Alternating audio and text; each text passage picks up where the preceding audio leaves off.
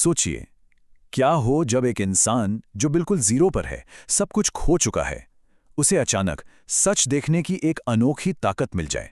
आज हम एक ऐसे ही अरबपति की अविश्वसनीय कहानी में उतरने वाले हैं। कहानी की शुरुआत होती है एक दिल तोड़ने वाले पल से। एक आदमी अपनी पत्नी से अपनी मां की जान बचाने के लिए मदद मांगता है और जवाब मिलता है, मरने दो उसे। यहीं से उसका सफर शुरू होता है, बिल्कुल जीरो से। तो मिलिए जूलियन से, एक साधारण सा डिलीवरी बॉय जिसके पास ना तो पैसे हैं और ना ही कोई उम्मीद बची है, और उसकी दुनिया बस टूटने ही वाली है। वो अपनी पत्नी सुसैन के पास जाता है। वो उससे अपने ही पैसे मांगता है, अपनी ही जमा पूंजी, ताकि वो अपनी मां का इलाज करा सके। लेकिन सुसैन का जवाब, वो साफ साफ मना कर देती है। और ये धोखा तब और भी गहरा हो जाता है जब वो अपनी पत्नी को चैनिंग ग्रुप के अमीर वारिस मिस्टर चैनिंग के साथ देख लेता है। और तो और वो जूलियन की गरीबी का मजाक भी उड़ाता है। जलील होकर टूटा हुआ जूलियन जैसे ही वहां से निकलता है, बूम, एक कार उसे टक्कर मार देती है। उसे उस वक्त नहीं पता था, लेकिन यही वो पल था जो उसकी पूरी जिंदगी को हमेशा हमेशा के लिए बदलने वाला था। जब जूलियन को होश आता है तो सब कुछ बदल चुका था। उस एक्सीडेंट ने उसके अंदर एक सोई हुई एक रहस्यमयी शक्ति को जगा दिया था। एक ऐसी शक्ति जिसे दिव्य आंख कहते हैं। अब इस आंख से वो चीजें देख सकता था जो कोई और नहीं देख सकता था। जैसे कि किसी भी इंसान या जानवर की बची हुई जिंदगी। वो किसी भी बेजान चीज को देखकर उसकी असली उम्र, उसका पूरा इतिहास जान सकता था।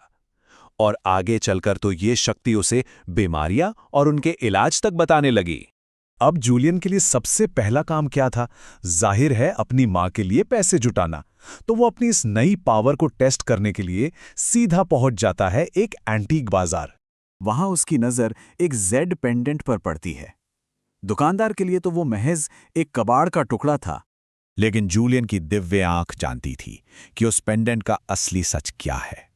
वो उसे सिर्फ 30 रुपए में खरीद लेता है, ये जानते हुए कि उसकी असली कीमत लाखों में है। और बस वो तुरंत उस पेंडेंट को एक असली पारखी के पास ले जाता है और उसे पूरे 1,80,000 रुपए में बेच देता है।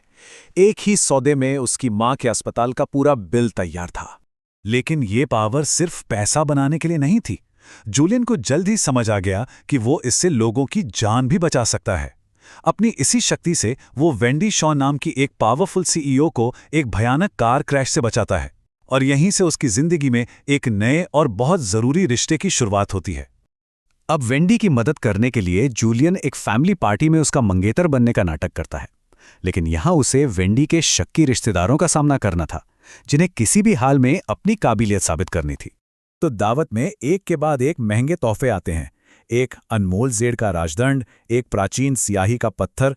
लेकिन जूलियन की दिव्य आंख एक सेकंड में उनका सच देख लेती है।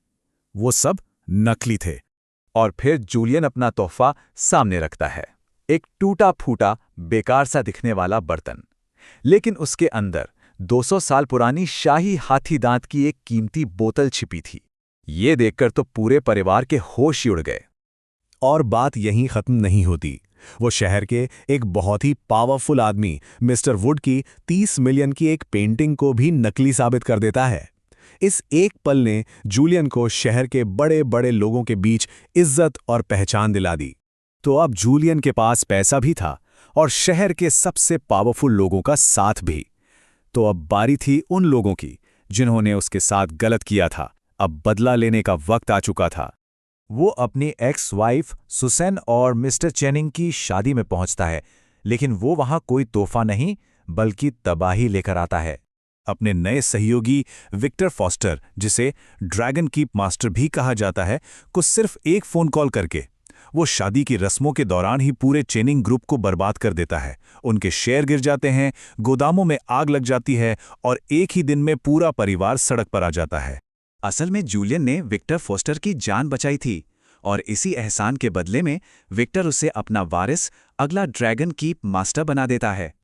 और बस एक कंगाल डिलीवरी बॉय से शहर का सबसे अमीर और सबसे ताकतवर इंसान बनने का उसका ये अविश्वसनीय सफर पूरा हो जाता है। तो जूलियन की ये कहानी सिर्फ दौलत या बदला लेने की नहीं है, ये कहानी दिखाती है कि कैसे चीज़ों में और सबसे ज़रूरी खुद के अंदर छिपी हुई असली कीमत को पहचानने की ताकत किसी की भी किस्मत बदल सकती है। अब सवाल ये है कि अगर ये शक्ति किसी और के पास होती तो वो उसका क्या करता।